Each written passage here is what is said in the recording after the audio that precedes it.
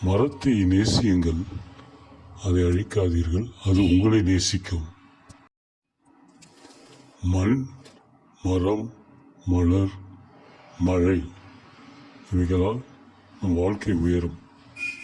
ஆகவே மிக முக்கியமானது இந்த மரங்கள் நமக்கு பல விதத்தில் பயனுள்ளதாக அமைகின்றது. ஒரு மரம் நமக்கு பசுமையை தருகின்றது. 1000 மரங்கள் இந்த உலகையே மாற்றும். எல்லாவற்றிற்கும் மேலாக நாம் சுவாசிக்க மிகவும் முக்கியமானது காற்று.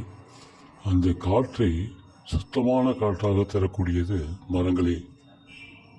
இதை மறந்துவிட்டு நாம் வாழ்ந்து கொண்டிருக்கின்றோம். மரங்கள் இருப்பதால் தான் உலகத்தில் எந்தவித